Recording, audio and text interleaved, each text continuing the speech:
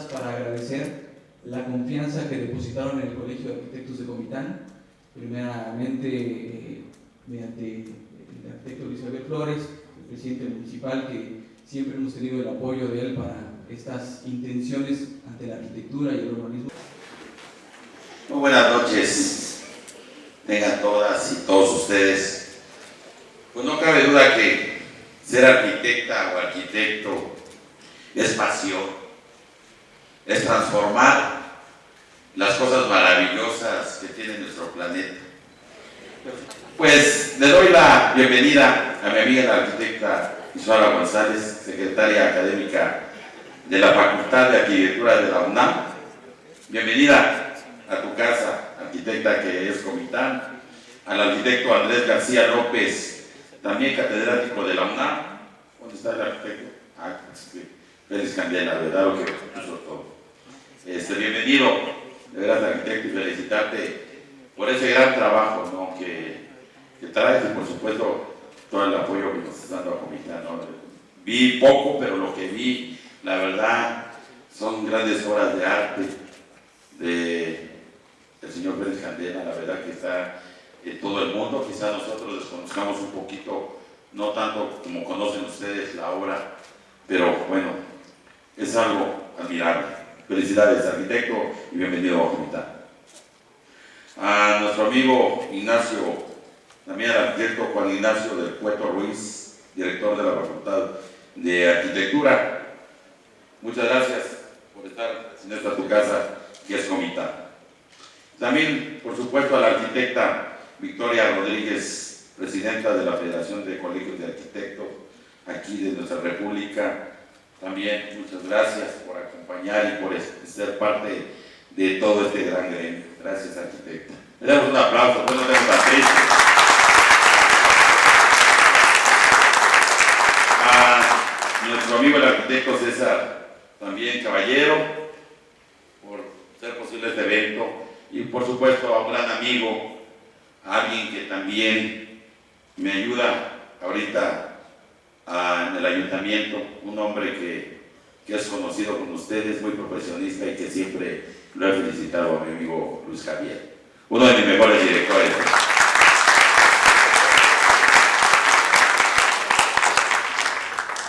Pues es un gran gusto estar hoy en este evento de arquitectura y que tiene por marco uno de los edificios más emblemáticos de Comitán, nuestro histórico pabellón municipal, que lleva más de 50 años formando parte de nuestro paisaje urbano. Saber que fue un proyecto del destacado arquitecto Félix Candela nos llena de orgullo y ánimo para generar acciones que permitan su conservación y continuar admirándolo. Hoy tenemos la tarea de buscar mecanismos para que este espacio recupere su esencia y pueda convertirse en ese sitio icónico que permita refrendar la identidad de nuestra ciudad. Hoy me congratulo en poder informar que el honorable ayuntamiento que encabezo ha decidido dejar asentado un acta de cabildo, nombrar al conjunto de edificios integrados por el pabellón municipal y el mercado de artesanías como patrimonio arquitectónico municipal, para garantizar que su arquitectura sea resguardada a través del tiempo, ello con la finalidad de que a través de las instancias correspondientes se busquen los mecanismos técnicos y financieros para promover el rescate y rehabilitación de esta belleza arquitectónica. Y estoy seguro también que con la suma de esfuerzos entre la sociedad civil, por supuesto el Colegio de Arquitectos de este hermoso pueblo de Comitán, y con el acompañamiento de la UNAM, seguramente tendremos los elementos para hacer de este espacio un lugar digno que permita brindar nuevas oportunidades y hacer de Comitán un municipio que permita ofrecer más desarrollo. Muchas gracias a todos, gracias a mi amiga la síndica también que me acompaña, a mis regidores y a mis directores. Gracias, arquitectos. Enhorabuena. A continuación escucharemos mensaje de la arquitecta Victoria Paulina Rodríguez Mosquera, así que le solicitamos hacer uso de la palabra. pues muy buenas tardes a todas y todos nuevamente. Pues la verdad es que yo solamente quiero unirme y expresar mi profunda alegría de hoy estar aquí con todas y todos ustedes, pero sobre todo estar aquí sentada al lado de estos líderes que hoy me acompañan. Y hablo de líderes porque en todas las ciudades hay representantes que comúnmente persiguen algunos sueños o le dan acompañamiento a sueños de la ciudadanía. Y debo destacar que el día de hoy, entre académicos, entre municipio y entre sociedad organizada, estamos llevando aquí un diálogo, pero también estamos haciendo historia, pero en conjunto con ustedes. Entonces, para mí es sumamente importante porque veo también generaciones que son próximos arquitectos y próximas arquitectas, y para mí es eso formidable. Para la Federación de Colegios de Arquitectos de la República Mexicana tiene como objetivo el inspirar a las futuras generaciones, el hacer alianzas con las generaciones que hoy en día están generando alianzas estratégicas por el bien común de la arquitectura, y también fortaleciendo las alianzas con las generaciones de mayor experiencia. Y el día de hoy, pues ustedes son testigos y nosotros mismos testigos de este músculo que estamos llevando a cabo, de generar y fortalecer estas alianzas con los personajes que estamos hoy aquí. Y le felicito, alcalde, porque parecería fácil hacer este tipo de actos, pero no cualquier alcalde o alcaldesa de cualquier parte del país tiene esa sensibilidad para dar acompañamiento a la sociedad que esté interesada por cierto rubro, ¿no? Y en nosotros está pues la arquitectura. Entonces, muchísimas gracias y se lo reconozco. Por favor, un aplauso para el arquitecto.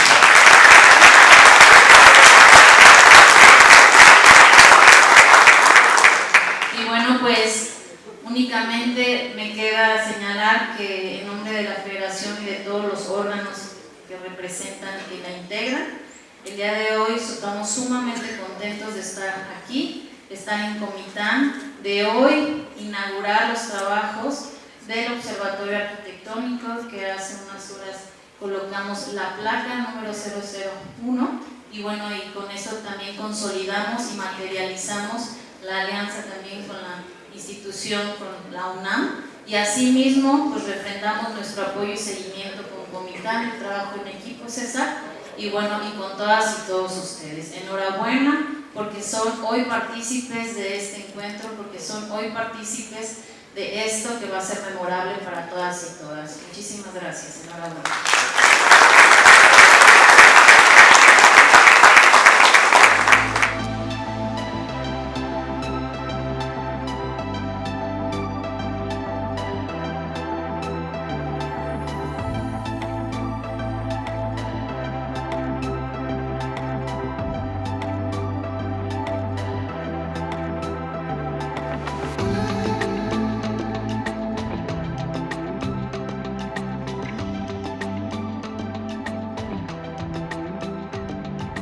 Su despacho ha rehabilitado diversos inmuebles dañados por los sismos de septiembre del año del 2017. De forma paralela, ha sido director de proyectos en diferentes talleres de arquitectura e ingeniería. Los últimos años se han inclinado por la preservación, restauración del patrimonio del siglo XX, especialmente en la conservación de cascarones de concreto armado de mediados del siglo XX, entre los que destacan la capilla de San Vicente de San Paul, el mercado de Juchitán, Oaxaca, en conjunto con Grupo SACB, naves de añejamiento de Bacardí, restaurante Los Manantiales en Xochimilco y diversas asesorías para la preservación de los paraboloides. Recibamos con un fuerte aplauso al arquitecto Andrés López. Bueno, luego en el 2019 más o menos, la que sigue, por favor, intervinimos también las naves del mercado de Juchitán, que es algo así como un... esperamos a que entre el licenciado, por favor, y que tome asiento. Adelante, adelante.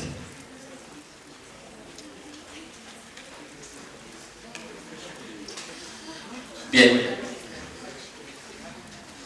Justamente así es como encontramos el mercado de Juchitán, al poco tiempo de haber sufrido de un sismo, de un par de terremotos bastante severos. Si se dan cuenta, aquí ya los locales están desalojados, tenemos una cantidad de agrietamientos y escurrimientos bastante severos en las naves. Este es un sistema muy novedoso, realmente. Ustedes ven aquí una trave muy larga con unos puntales que parecería una armadura. Lo que realmente, a ver si me explico, vean mis manos, realmente es un techo con paraguas en este costado y en este costado. Esos techos tratan de abrirse así. Lo que ven como trave aquí no es una trave, es un tensor, es un torón muy primitivo de los años 70 que le metieron aquí abajo para evitar que las naves se abran. Y como ahí en Juchitán tiembla muchísimo, de hecho las vibraciones son bastante severas. Ahorita les cuento una anécdota que tuve ahí muy fuerte. El tensor vibraba y les daba miedo cómo vibraba, pero no pasa nada.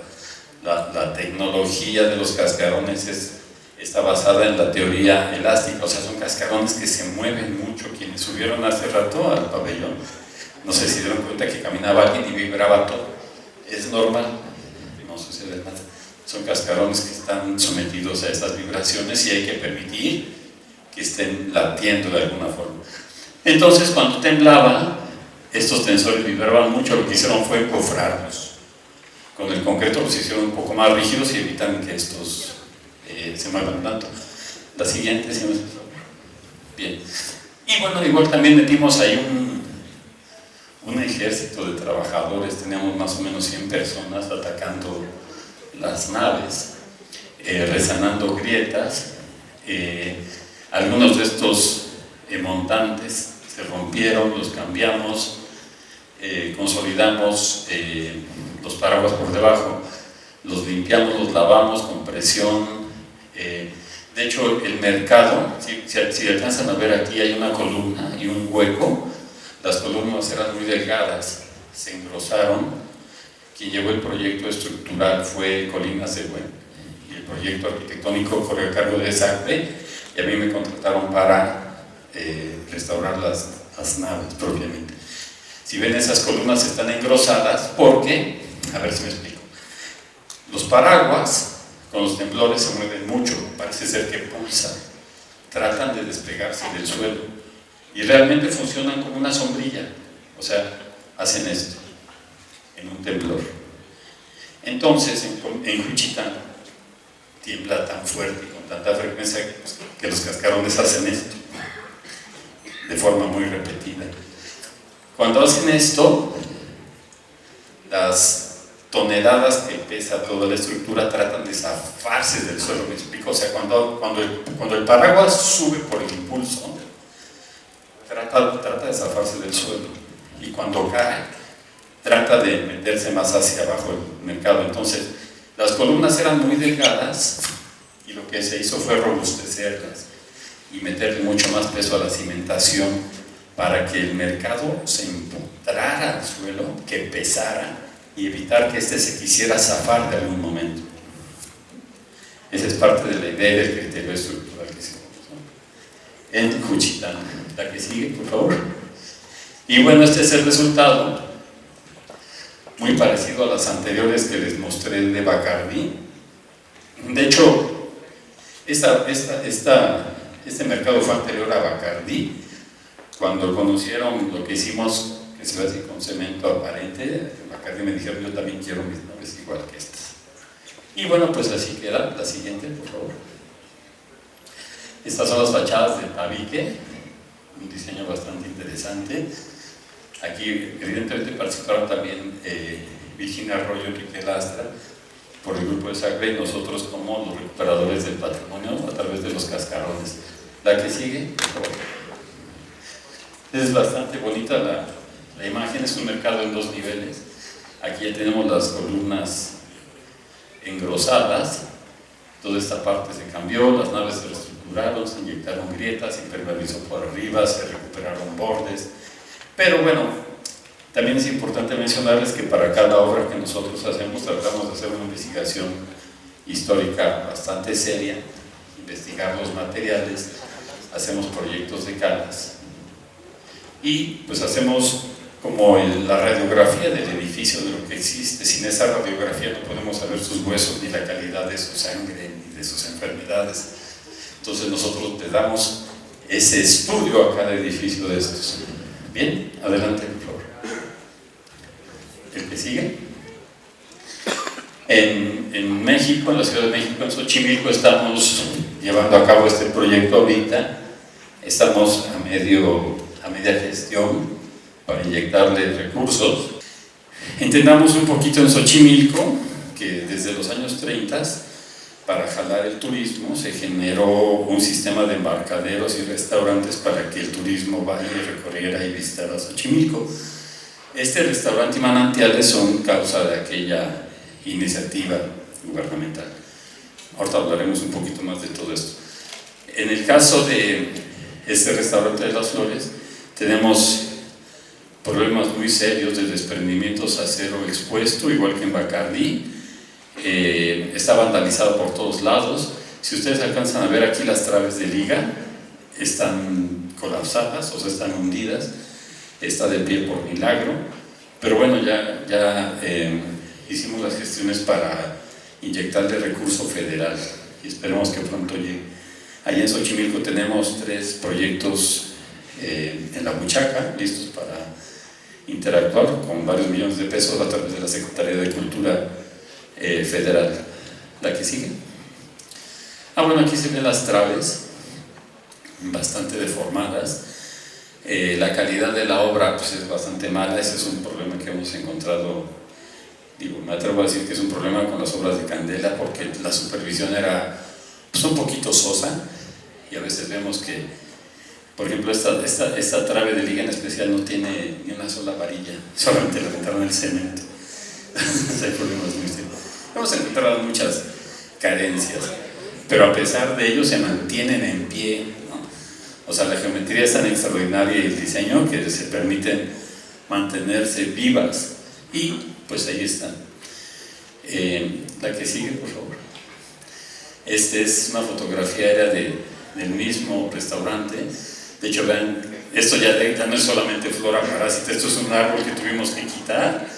Y si ven en la azotea tenemos una cantidad de albercas increíbles que pues ya mandamos a quitar, a limpiar bajadas. Sacamos 2 camiones de lodo y tierra y arbolito, porque no puede estar esto encima, y son toneladas de peso que pueden dañar, ¿no? Entonces, en algún momento de esos, con un temblor, toneladas brincando arriba se nos pueden colapsar.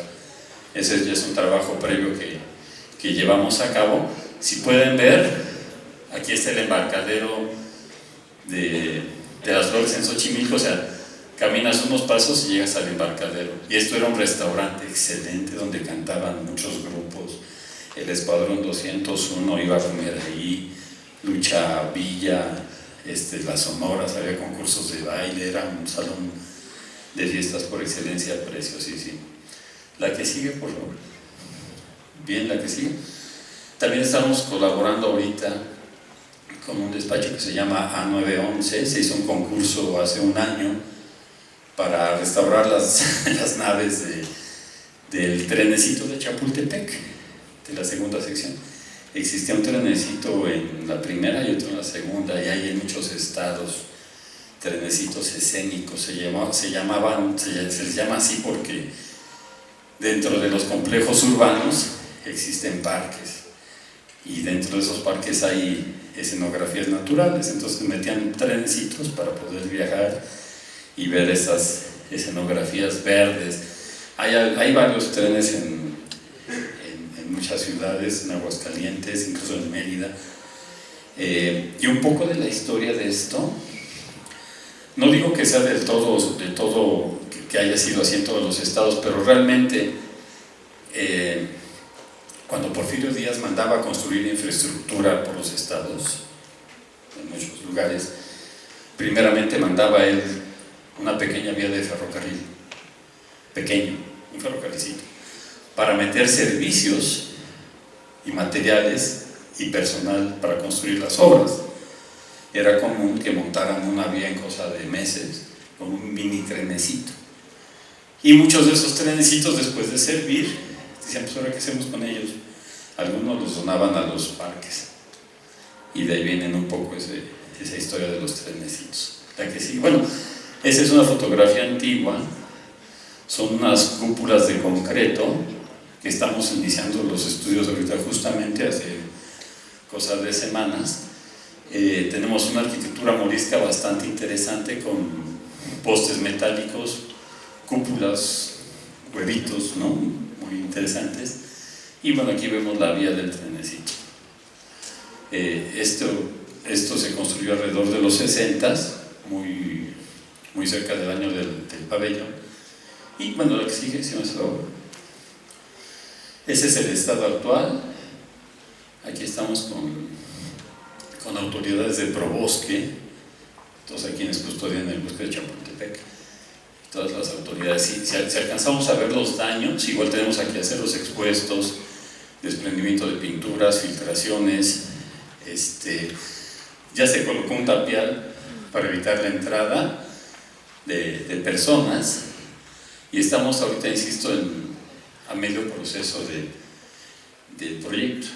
O sea, lo que nosotros hacemos con este tipo de obras es darle un trato como si fuera un edificio del siglo XVI, donde estudiamos sus materiales, les damos topografía, nube de puntos, levantamientos topográficos, seguimientos matemáticos, modelos matemáticos para ver cómo se comportan los edificios.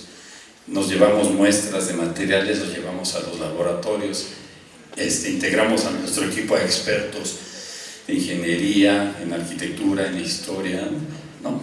Un equipo bastante interesante. Y ese es como que nuestro componente, darle un tratamiento a los inmuebles que, a pesar de que son del siglo XX, les damos un tratamiento tan especial como si fueran del XVI o del XVII. Entonces, una vez que estudiamos todos sus materiales, su geometría y todo, podemos elaborar modelos matemáticos y ver si siguen aguantando, y si no aguantan, pues ver cómo los podemos reforzar. Bien, la que sigue, por favor. Bueno, aquí se ve un poquito de lo mismo. Igual aceros expuestos, cimbra. No sé si alcanzan a percibir, pero aquí se ve también el cimbrado muy parecido al pabellón, el enduelado, que era realmente un arte. En aquellos años, pues era fácil meterte al bosque, tumbar unos árboles, sacar duelas, polines, y baratísimo. Y la mano de obra pues era muy barata. Eso sacabas la madera del bosque y hacías cualquier obra de este tipo, incluyendo todo lo de Candela. Entonces, de hecho, Candela vendía sus obras por metro cuadrado, ¿no? Llegaba algún empresario, oye, pues ¿cuántos metros cuadrados quieres de naves? No, pues dame 5,000, 10,000, 20,000. Te cuesta tanto, te lo vende por metro cuadrado, ¿no? Porque para él era casi todo lo mismo. Bien, la que sigue, por favor. Y bueno, dentro del proyecto del trencito también existen unos túneles. O sea, vas en el trencito, ¿no? Va haciendo y te va metiendo por túneles hasta que llegas a uno enorme que no le ves el fondo, que es como medio kilómetro de túnel en la oscuridad. Y bueno, también estamos haciendo la propuesta para recuperar estos. Tienen un sistema excelente de túneles de concreto, y aquí unas láminas de zinc roladas antiguas preciosísimas. Tras de ese proyecto estamos también ahorita en este momento trabajando. La que sigue, por favor. Y bueno, pues esta superestrella de edificio también de Candela, todos pensamos que es la obra más representativa que tuvo él. Es considerado como el tercer edificio de concreto más bello del mundo, según la revista The Guardian, después del Panteón de Agripa y la unidad de Marsella de Le Corbusier. Pero el doctor Delcourt y yo siempre hemos coincidido que este edificio debería ser el número 1, porque es donde hay un gran reto estructural entre el acero y el concreto. Es una preciosa obra arquitectónica, unos pétalos de concreto flotantes en los canales de Xochimilco, que ahorita estamos a media etapa, ya tenemos la primera etapa de obra avanzada, y también estamos esperando recursos federales para volver a intervenirla en la segunda etapa. La que sigue, por favor. Bueno, a ver, ¿la regresas? Un momento. Esta fotografía es cuando estaba recién desimbrado Manantiales, y quiero que se den cuenta el nivel del canal y que tiene aquí unos muros de contención de piedra. Pero han de saber ustedes que ahorita el nivel freático, el nivel del agua, está como 5 metros más abajo de esto, que es parte del gran problema que tiene ahorita Xochimilco, la Ciudad de México y Manantiales. En el momento en que el agua, el manto freático, que el agua baja, hay una descompensación entre el terreno y agua, y los terrenos se quedan expuestos y se desbordan por los lados, junto con los edificios que tiene arriba, que es el caso de Manantiales. La que sigue, por favor. Y bueno, estos croquis son muy básicos, pero podemos ver con las líneas punteadas cómo los cascarones se deforman en un sismo, se balancean de un lado a otro, se desplazan más o menos 20 y tantos centímetros según los modelos matemáticos que hemos sacado. Y si un sismo nos pega por abajo, arriba se hace una locura realmente, porque son estructuras flexibles en un terreno flexible como el de Xochimilco. Xochimilco es un terreno prácticamente fangoso, es agua, es lodo, entonces un terreno muy fangoso en una estructura muy suave, que cuando las ondas sísmicas se juntan con el movimiento del cascarón, esto se hace una locura preciosa que no te puedes mantener en pie ahí arriba. Les iba a contar una anécdota, que en Juchitán estamos trabajando, ya era tarde y yo acabé cansado, me subo a la azotea a acostarme, ¿no? Porque estaba muy cansado, me acosté en los paraguas. Entonces empieza a temblar. No sé si ustedes han estado en Juchitán, en Oaxaca, pero tiembla así. Oyes un barullo, oyes un... O sea, se oye un ruido y empieza a temblar y ni te puedes mantener en pie. O sea, la gente no soporta, no soporta la vibración y te vas cayendo y la gente se tropieza. Y después vivir la experiencia de un terremoto arriba, yo estaba acostado, les digo, y hagan de cuenta que una gran mano me levanta así, y me pone en pie, y empiezo a tratar de mantenerme, y me tiraba, y yo me levantaba y me volvía a tirar, con lo que alcancé a percibir. Yo estaba en una de las orillas del mercado, y hacia el fondo, o sea, el mercado me quedaba así de fondo, y veía cómo los paraguas se movían así como pulmones, paz, paz, paz, paz, subían y bajaban, todos a la par. Y yo estaba montado en esos paraguas, no me podía mantener. Pasa el temblor y todo se tranquilizó. Otra vez pudimos caminar, pero me sorprende la forma en que yo nunca había visto cómo se movían las estructuras de candela, o los paraboloides, con la teoría elástica. Es impensable, no podría soportar ahí arriba o estar de pie, básicamente. Entonces, este es el caso del pabellón que ustedes tienen, de Manantiales y de muchas obras donde con temblores o con vibraciones las estructuras se mueven muchísimo. Pero hay que entender algo, realmente dentro del pabellón tenemos una estructura de acero, tenemos un enmallado de varilla que está encofrado por concreto. ¿Qué sucede? La ropa de todos ustedes son mallas de alguna forma, ¿no? Que si les ponemos un encofrado de yeso, como una férula, se puede soportar por sí sola. Digo, permítanme hacer la analogía de los cascarones con la ropa de ustedes y una férula de yeso. La férula tiene adentro una malla de tela y yeso, ¿no? Y se puede mover, ¿no? Es lo mismo con los cascarones, pero solo que tenemos varilla y tenemos concreto. Entonces tú mueves una férula y regresa a su forma natural, ¿no? Otra vez, la que sigue.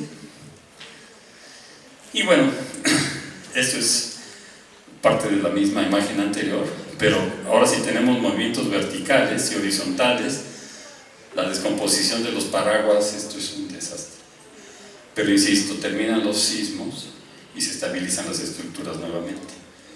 Si un día van por la Ciudad de México, con todo gusto los invitamos, damos muchos recorridos allá y les explicamos en el sitio cómo son estos inmuebles extraordinarios. ¿La que sigue? Sí. Bueno, ante el paso de los años, dentro del inmueble se construyeron muchas edificaciones que no estaban previstas para el tipo de cimentación que tenía el inmueble. Entendamos que esto es el estado original de Manantiales, donde en todo el borde hay una trave de liga que sujeta los lados y unos cimientos en forma de paraguas invertidos que realmente se van empotrando cada vez más y más y más mientras va bajando el edificio. O sea, es un sistema bastante interesante de cimentación. Pero ¿qué sucede? Que con los pasos de los años le construyen muchos agregados adentro y estas zapatitas que solamente reciben los paraguas, ahora imagínense que tienen aquí un montón de construcciones que cuando tiembla suben y bajan esas toneladas. Y bueno, con esto concluimos la presentación. Realmente tenemos proyectos bastante interesantes por ahí formados para esto. Insisto, ya le metimos la primera etapa ahorita gracias a un recurso de la Secretaría de Cultura Federal que nos sirvió bastante. Y les he de contar que también Manantiales es uno de los salones de baile más famosos por excelencia de la Ciudad de México, así como el Salón Los Ángeles de California. Era un salón donde llegaba a bailar la Sonora Santanera, las Matanceras, los grupos que quieran, 15 años, bodas, muy parecido al pabellón. O sea, ven ese edificio como un gran ícono donde el evento social predomina. Muy bien, pues la que sigue parece ser que ya es la última. ¿Sí?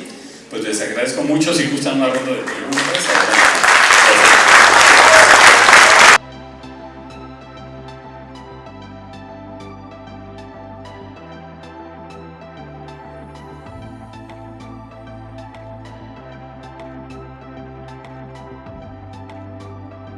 Podemos comprobar con las imágenes que les voy a mostrar. Lo que me queda claro es que en Comitán hay candela, como diría Celia Cruz, hay candela.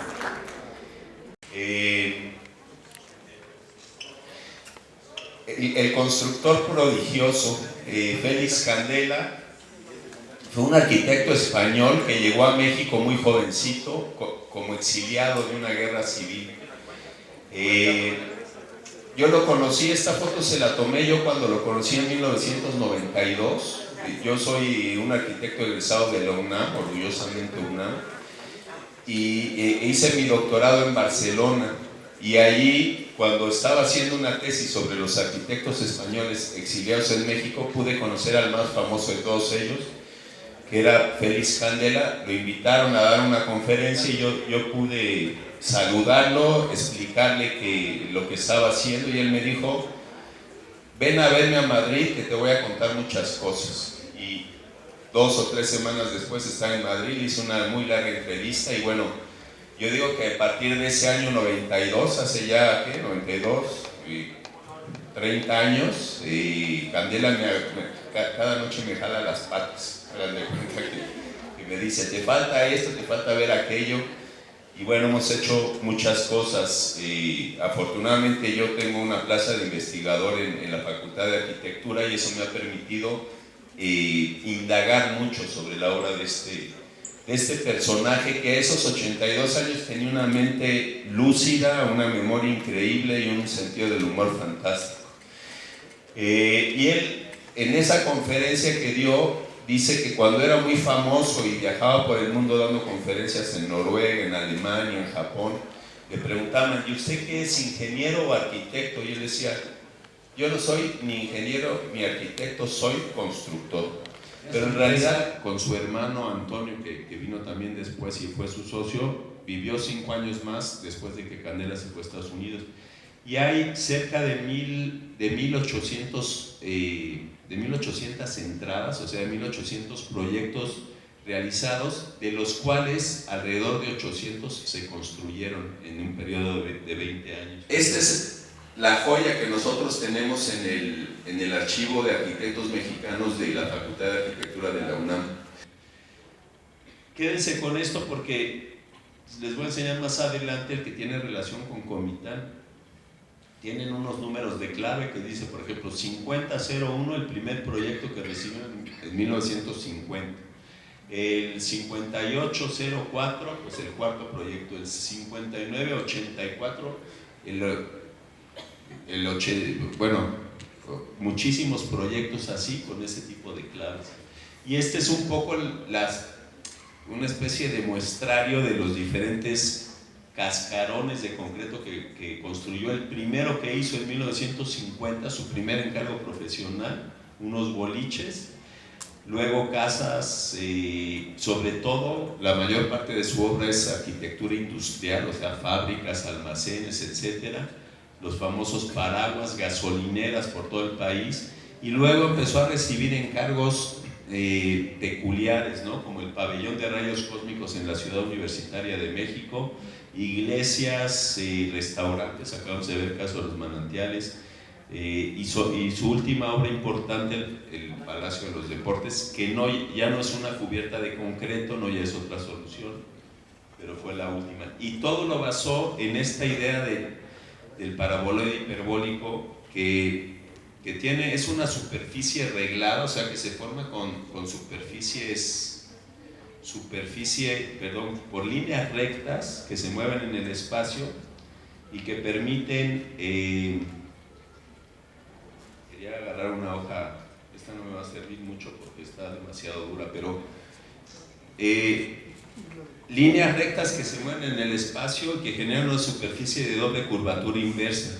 Sí me va a servir porque es una hoja, esto es una lámina que no tiene ningún tipo de resistencia. Adquiere resistencia cuando le aplicamos un tipo de geometría. Vean, lo único que hice fue tomarla así y ya es un elemento resistente, y lo que estoy formando con esto son dos secciones de paraboloide hiperbólico. Esa es un poco la idea de lo que desarrolló Candela. Con el paraboloide hiperbólico se sabía de las propiedades que tenía esta forma geométrica. A ver si le pueden dar a play.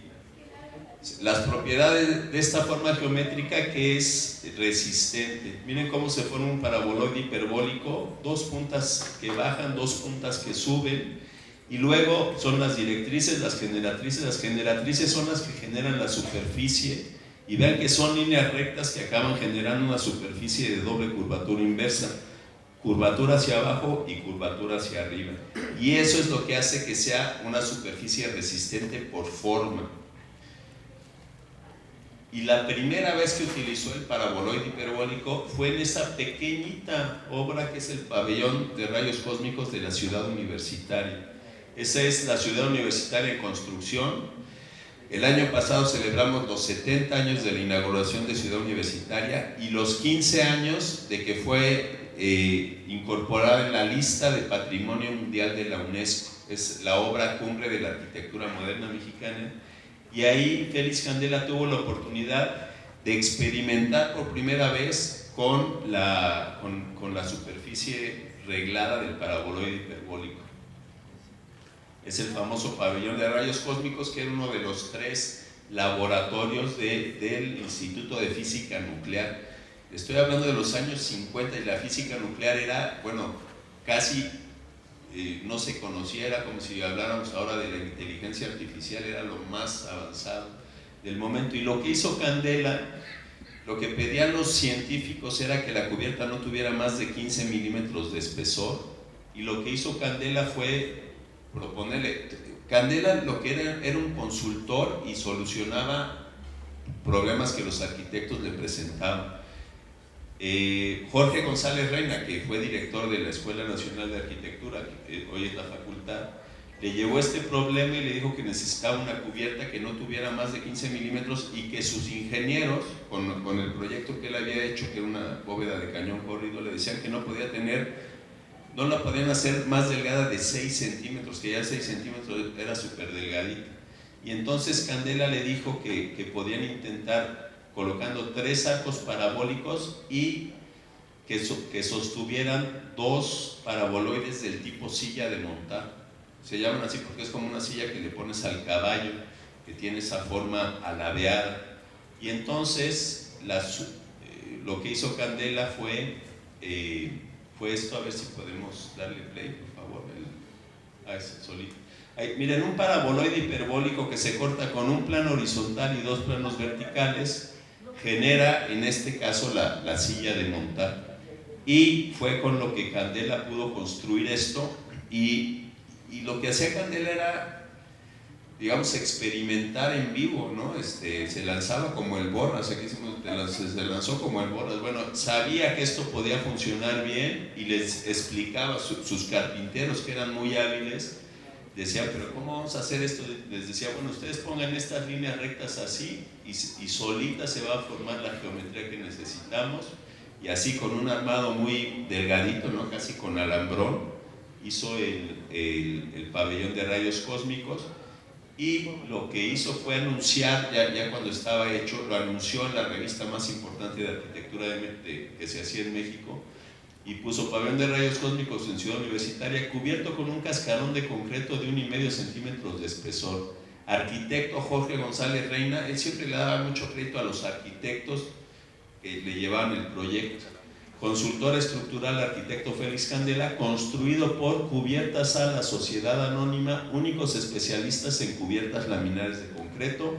Los teléfonos, llame que nosotros se lo hacemos más barato. Candela, que tenía ese sentido del humor, cuando lo entrevisté, me decía, es que a mí me encargaban las cubiertas no por bonitas, sino por baratas. Luego sí quedaban bonitas, pero eso no le interesaba a los clientes, ¿no? Lo que querían era que fuera barato. Y este es un plano bellísimo que está en la Universidad de Columbia en Nueva York. Es un papel albanene muy grandote que tiene representadas las principales vialidades de la Ciudad de México, ¿no? Por ejemplo, esta que va casi recta es la Avenida de los Insurgentes, el anillo periférico de sur a norte, ¿no? Más de 30 kilómetros prácticamente, y sus 25 obras favoritas en el área metropolitana. 25 obras de más de 200 que tenemos localizadas solo en la zona metropolitana de la Ciudad de México. Insisto, alrededor de 500 quizás en todo el país, y luego muchas en el extranjero. ¿Qué hizo Candela? En realidad, una vez que descubrió las bondades del paraboloide hiperbólico, empezó a jugar con él, empezó a componer con él, igual que un compositor, un músico. Y este es Félix Candela. Precisamente cuando estaba haciendo la iglesia de la Medalla Milagrosa, lo invitan a dar clases a la Escuela Nacional de Arquitectura de la UNAM, hoy facultad, donde enseñó durante casi 20 años, desde 1953 hasta 1971, o sea, 19 años para ser exactos. Y aquí está Candela dando una de sus clases en la UNAM.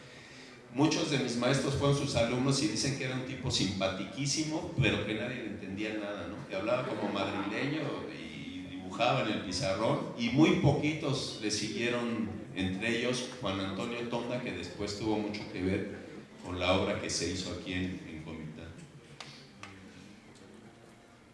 Bueno, entonces vamos a ver algunos ejemplos de borde recto. Me voy a ir rápido, pero son maravillas. Quizá el más hermoso de todos, porque es un solo paraboloide de borde recto, es la capilla del Altillo en Coyoacán, que es bellísimo, ¿no? Bueno, ya lo pueden ver, ahí se ven perfectamente las líneas rectas, ¿no? Que se mueven en el espacio, o sea, las vigas madrinas. Después sobre esas se colocaba la duela y ya se hacía el molde sobre el que se vierte el concreto y una vez que fragua, ya de cimbras y te queda, pues en este caso, esa maravillosa cubierta.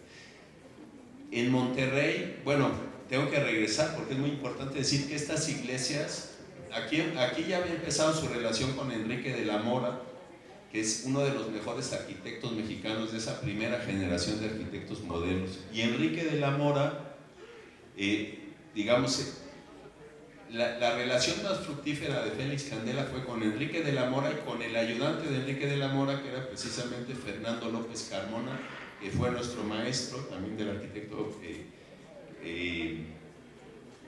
Castellanos, que bueno, estuvimos el otro día hablando de nuestro querido maestro. Y ahí, con Enrique de la Mora, hizo después la iglesia de San José Obrero en Monterrey, y en este caso 2 paraboloides de borde recto que cubren bueno, de punta a punta que hay 55 metros. Son dos cascarones de borde recto. Y luego también con Enrique del Amor y Fernando López Carmona hizo, fíjense, esta es una foto aérea de una parte de Coyoacán, que es el barrio más bonito de México. Ahí está el altillo que vimos antes, y a escaso medio kilómetro está la capilla de San Vicente de Paúl. Todo esto, desde aquí hasta acá, es un convento de monjas, un convento de clausura. No es fácil visitarlo, pero creo que Andrés les enseñó la restauración fantástica que hizo de esta maravilla, ¿no? Y esta es la planta, y en este caso 3 paraboloides de borde recto que se agarran entre ellos con esa estructurita que también Andrés restauró y que generan esa bellísima cubierta inspirada en las cofias de las monjas, ¿no? de San Vicente de Paúl. Y ahí está el interior maravilloso. Antes de que Andrés interviniera, pues esto se veía muy gordo porque se les colaba el agua, lo debe haber explicado. Y bueno, la verdad es que después de la restauración, pues es una bellísima iglesia. Aquí está, recién terminada, Félix Candela y Enrique de la Mora, a quien le decían, no sé por qué le decían el pelón de la Mora, ¿verdad? Le decían el pelón. Una belleza, ¿no? Es bellísima esa.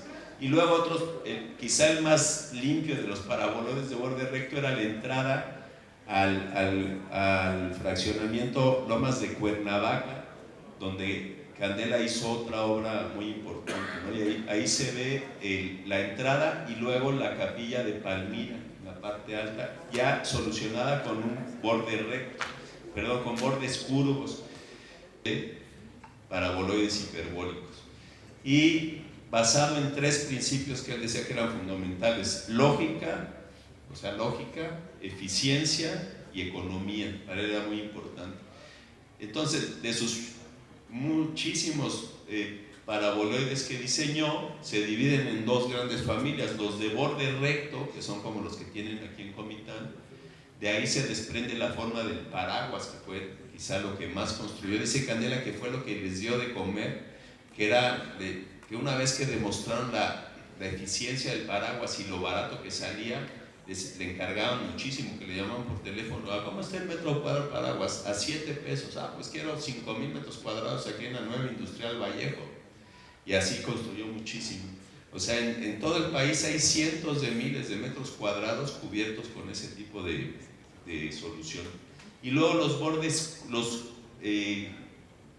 cascarones de borde curvo, que depende cómo cortes el paraboloide. Antes vimos cómo se cortaba perpendicularmente y te genera un borde curvo, pero si lo cortas de manera paralela a las generatrices, te da un borde recto.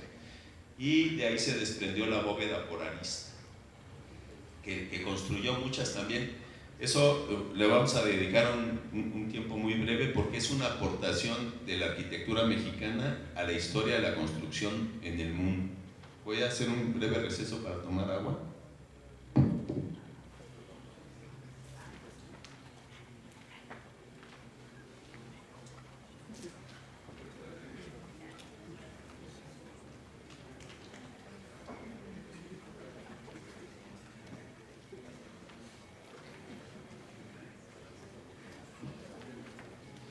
Bueno, el paraguas, ya los vieron varios en la plática de Andrés.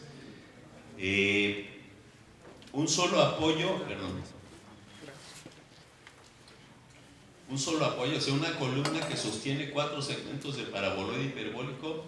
Todos los empujes van hacia la columna, y la zapata es también hecha con 4 segmentos de paraboloide hiperbólico. O sea, se ahorra muchísimo material y se reutiliza la cimbra. La parte más cara en el presupuesto de los cascarones era la cimbra. O sea, construir esa cimbra de madera era complicado, y aquí se podían reutilizar varias veces, y eso hacía que fueran tan económicos.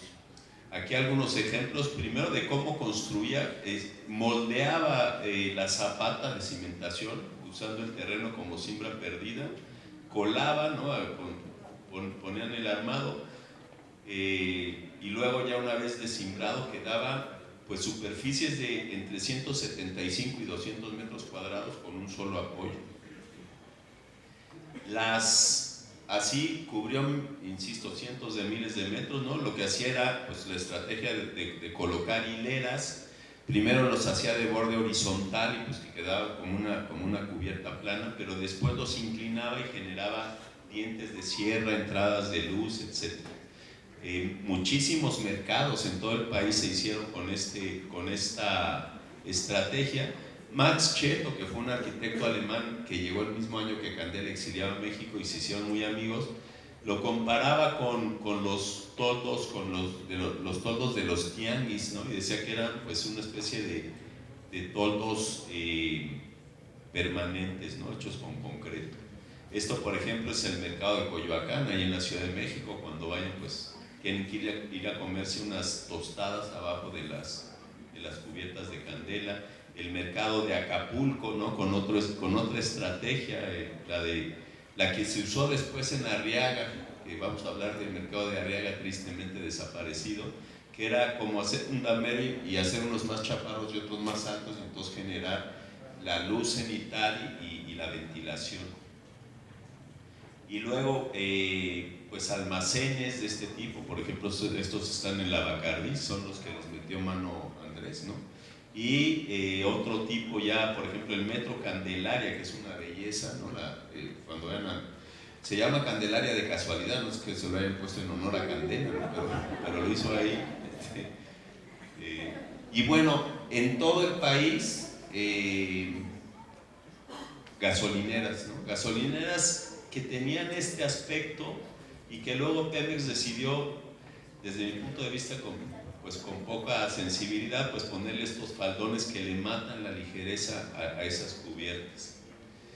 De hecho, Norman Foster, que es un famoso arquitecto inglés, pues se fusiló los paraguas para hacer estos que hay en España y en Portugal para Repsol, pero se los fusiló mal porque aquí no son paraboloides hiperbólicos, son pirámides invertidas, ¿no? Aquí lo que tiene arriba de esto es parecido a lo que enseñó antes Andrés, pues es un elemento vertical que sube y tiene unos tensores. Bueno, y jugaba, cada vez que tenía oportunidad hacía variaciones, ¿no? Y por ejemplo un paraguas se convertía en una protección de acceso a un conjunto habitacional o a unos laboratorios, etc. Y bueno, con voladizos tan impresionantes como 12 metros, ¿no? En algunos casos, con un solo apoyo. Y con el paraguas solucionó el primer encargo para un edificio religioso, para una iglesia, lo solucionó con el principio del paraguas de una manera muy creativa. Le encargaron una iglesia en una colonia residencial en México, y lo que hizo fue usar el principio del paraguas. Son paraguas rectangulares con el apoyo descentrado, se inclina todos los paraboloides, y los que tocan el piso se levantan en punta y generan la fachada lateral. En este caso es la iglesia de la Virgen de la Medalla Milagrosa, que está comprobado, es la obra de arquitectura mexicana más publicada en el mundo. Se publicó en todas las revistas de los años. Esto lo empezó a hacer en el 53, lo acabó en el 57 y se publicó por todos lados. Y vean, él dice que bueno, que era la máxima oportunidad de hacer una iglesia, y es una planta tradicional, una planta basilical de 3 naves, nave central, naves laterales y 4 apoyos a cada lado. O sea, esto vendría a ser la columnata, o sea, 2 columnatas, y con la estrategia que les enseñé en croquis hizo pues esta maravilla. A ver si se le puede dar play. Ahí va. Miren, ahí está el apoyo, que además el apoyo tiene planta triangular luego cómo se inclinan los paraboloides. Los que tocan el piso se convierten se levantan, ¿no? Y luego a los bordes rectos les tenía que poner una viga de borde, como la que también tienen ustedes aquí, y luego ya terminaba, y de esa manera solucionaba pues un espacio realmente sorprendente. Este es el exterior de la iglesia, que responde pues a la geometría simplemente, y el interior es una maravilla, o sea, es una de los interiores más impactantes que puede uno visitar en la Ciudad de México. Se los recomiendo, se bajan en el Metro División del Norte y está muy cerquita, y es un espacio interior maravilloso. A Andrés y a un servidor pues es un privilegio. A Vicky y a Lorena, que anda por ahí, a su equipo, que bueno, muchísimo gusto, las vengo conociendo hoy, pero ya somos grandes amigos como toda la vida. Muchas gracias. Y mil gracias, César, de veras, pues qué alegría. Ojalá tengamos oportunidad de colaborar en lo que se pueda para salvar esta belleza que tiene usted. Muchas gracias. Bueno, muchas gracias a todos. Con esto cerramos el evento. Gracias por su asistencia. Gracias por su apoyo a todos los que nos ayudaron.